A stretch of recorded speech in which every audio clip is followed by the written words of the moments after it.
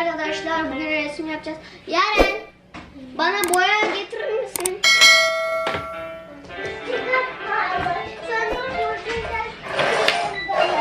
Bakma. Ya. Oğlum anında uçuyor ya. Evet arkadaşlar, bugün resim videosu çekiyoruz değil mi? Evet arkadaşlar, bugün resim videosu çekiyoruz. Böyle de evet arkadaşlar. Evet arkadaşlar. Böyle bugün değil. Evet arkadaşlar, bugün resim videosu yapacağız. bir dakika ya. Nasıl bir şey ya? Bir de annem diyor sen çok güzel, perfect. Aa rainbow. Renkli renkli.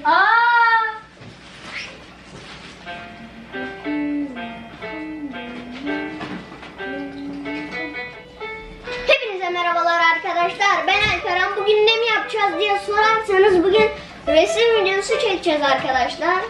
Evet. Ne düşünüyorsun? Güzel resim çizebiliyor musun? Biliyorum ama şimdi bir çünkü ben kötü bir şey yazıyorum. Öğrenmem gerekiyor. Ha evet arkadaşlar, ben Filipince öğrenmeye çalışıyorum. Yapma ya. Nesta arkada. Nesta sen biraz yat uyku. Burada yat Arkadaşlar dinlen. arkada Hadi. Yat azıcık uyu. Nesta bana muzurluk yapıyor. Evet Nesta sen şimdi dinlen. Evet, muzurluk yapma, ben burada video çekiyorum değil mi arkadaşlar? Evet hadi. Biraz uyku Evet tamam mı? arkadaşlar. Yoksa çok acıyacak. Arkadaşlar şimdi Tamam, biraz neyi uyku bekliyorsun hadi. diye sorarsanız yarın bana boya getirecekti, onu bekliyorum. Aslında sen al. Çünkü bir şeyler. Evet arkadaşlar, ben boya Biraz getirdim. uyku tamam mı? Biraz dinlen. Boya getirecektin hani. Tamam mı? Yoksa sana acı. Bakayım. Ne bu? Tamam sana ver. Bu senin olsun tekrar. Bu senin. Alperi orada.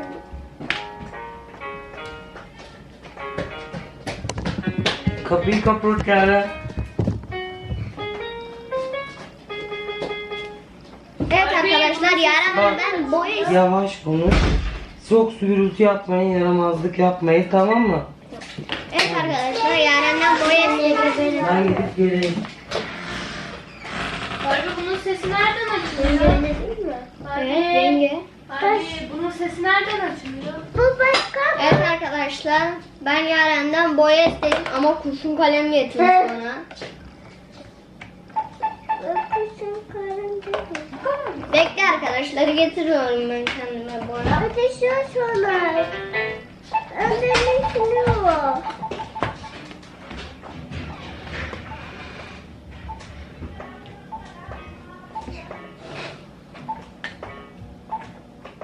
Sapmıyor, tanışmıyor.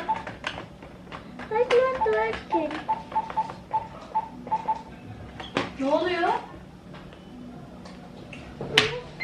Saatim nerede?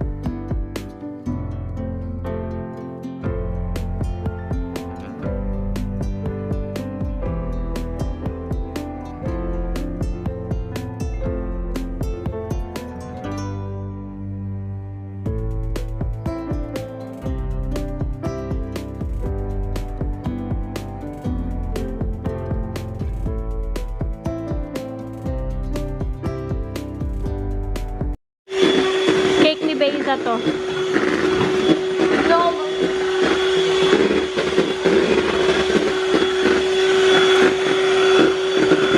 Yuvarlakla daha kolay.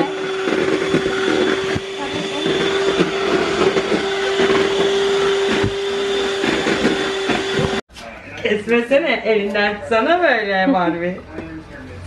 Hepsini dök şimdi Barbie içine.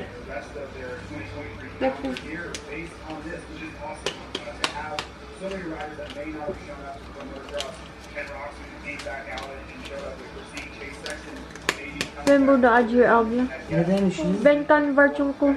Çok mu? Bence onu insan havuza eti koy.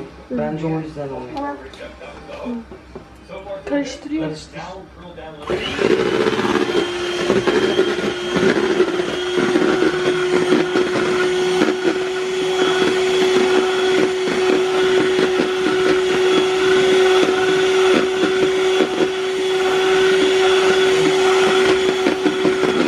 Tamam, kapat. Barbie'ye ver mikseri. Mikser. Al tut, kopya ayır şimdi içine. Çek, kaldır mikseri Barbie. Tamam. Tamam yeter.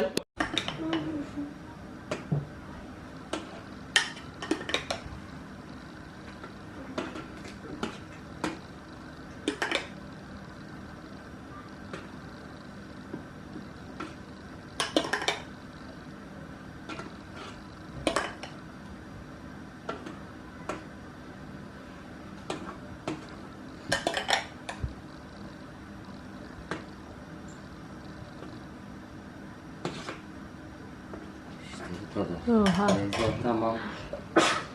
Çok yaşa Alara. Çok yaşa. Herkesin bir... Konuyu neden herkes at? Çünkü ben Domestos gibi ondan mı acaba onu? Ay, Galba abla. Guys, tignan nyo naman itong binigay sa akin ni Ate Joy. Victoria's Secret Velvet Petals. Lindor Assorted. Etong dark chocolate truffles. And then fudge swirl. Thank you so much. At saka etong hand soap na lavender. Oh, thank you so much Ate Joy. Kahapon, inutusan ko yung mga anak ko na maghatid ng pagkain sa asawa ko. Kasi yung market ng asawa ko is medyo malayo. Hindi naman sobrang layo. Nagluluto ako. Dumating yung dalawa kong anak, si Ate Barbie at saka si Kuya Nesta. Tapos si Ate Barbie namumutla. Ang sabi niya, Mami, sinampal ako. Tapos at first, akala ko nagjo-joke siya. Kasi yung mga mahilig yung mag-joke-joke eh. Sabi ko, anong sinampal ka? Sabi niya, yung bata daw, sinampal daw siya. At sabi ko, bakit? Ano bang nangyari? Guys, ako, pag may mga ganyang insidente yung mga anak ko, tinatanong ko muna, yung ano bang nangyari before that pangyayari na yan. Kung bakit ka nasampal, baka may ginawa siya. Hindi ako yung kagad na manunugod kasi hindi ko alam baka may part yung anak ko kung bakit nagawa ng bata yon. So, tinatanong ko muna yung anak ko kung ano ba yung nangyari prior to that. Tapos sabi ko sa kanya, ano bang nangyari? Sabi niya, Mami, naglalakad lang kami ni Kuya, naglalaro-laro daw sila habang naglalakad. Yung paganon-ganon. Tapos meron daw bata na sinampal daw siyang ganon, pak! Pagkasampal daw ng ganon sa kanya, yung ulo daw niya tumama sa salamin ng market, parang pure gold ba? Nakita daw yun ng kaibigan ng biyanan ko. Umawat daw. Ang sabi, bakit mo sinasampal tong si Barbie? Ang sabi daw ng bata, binubuli daw siya ni Barbie. Si Barbie daw yung nag-una. Sabi ko, Ate Barbie, is that true? Ang sabi ni Barbie, Mami, I haven't seen that girl. First time ko lang siya nakita. Paano ko siya mamubuli?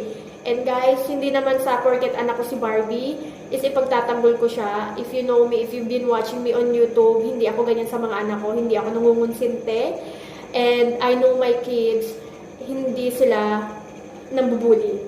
Wala sa dugo nila yung mambuli. And sabi ko, okay, that's it guys. I was shaking. Nanggigigil ako. Kasi imagine na, sinampal yung anak ko.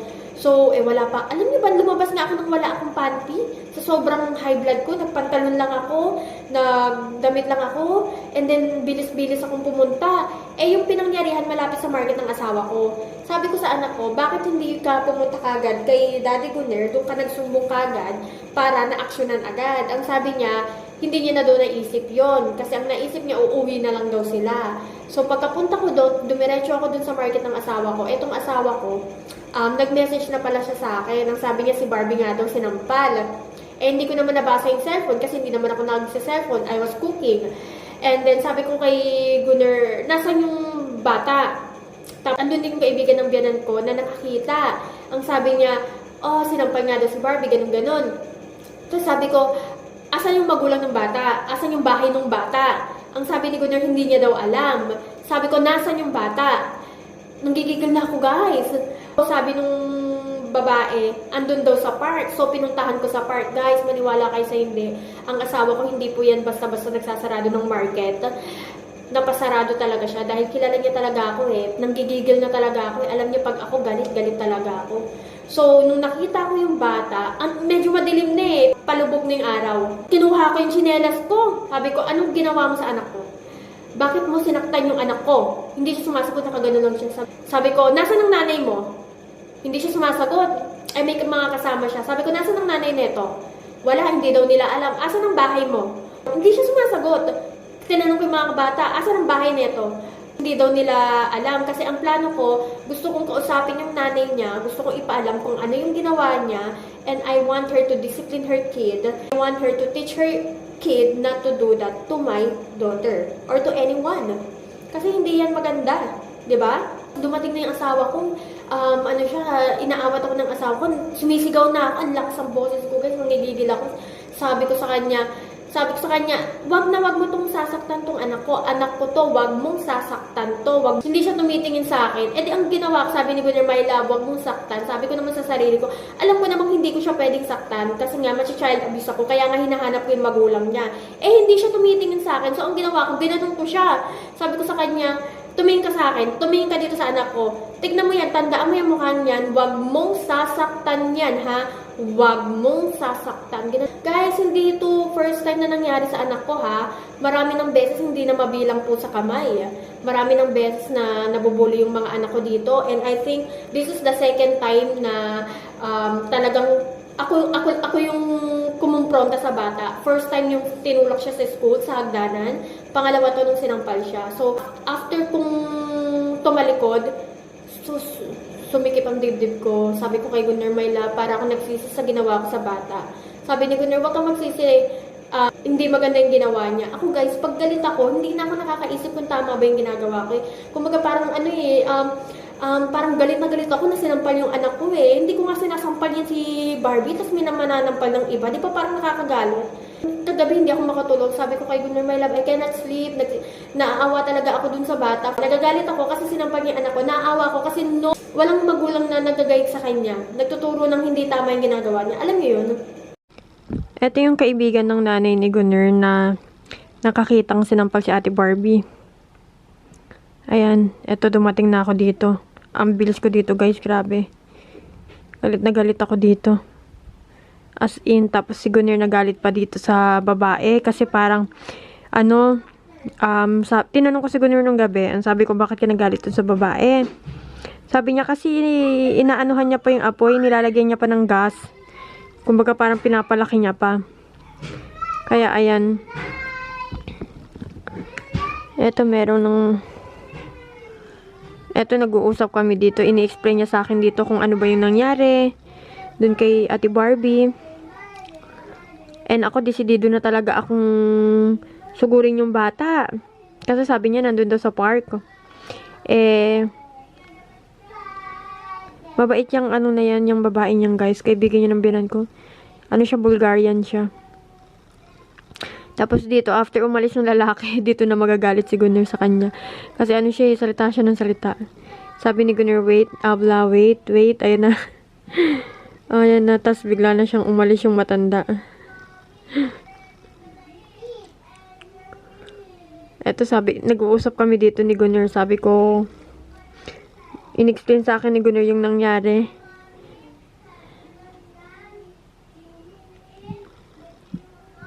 And then, umalis na kami neto eh. After, ayan, sinabi niya maliit daw yung bata. Ayan, niya daw, piningot niya daw. Ayan na, susugod na ako neto. Nagpamadali si Gunnar, guys. Alam niya pag ako galit talaga eh. Tapos, after few seconds, yan si Gunnar. After few seconds, papasok yan si Gunnar kasi kukunin niya pala yung susi. Dahil isasarado niya pala yung market niya. Sinarado niya yung market niya dyan. Inaayos niya lang yung mga nasa labas, pinapasok niya sa loob.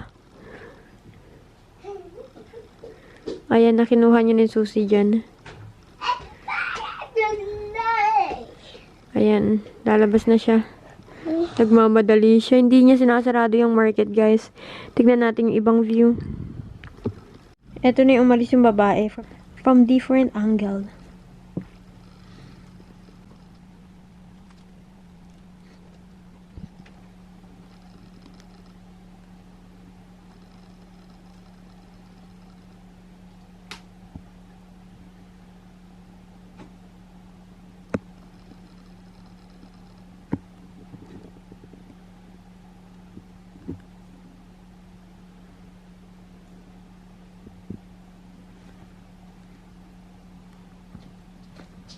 Mama, look.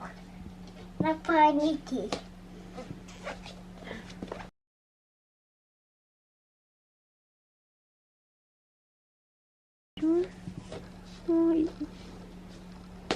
Can we do that? Wait a minute.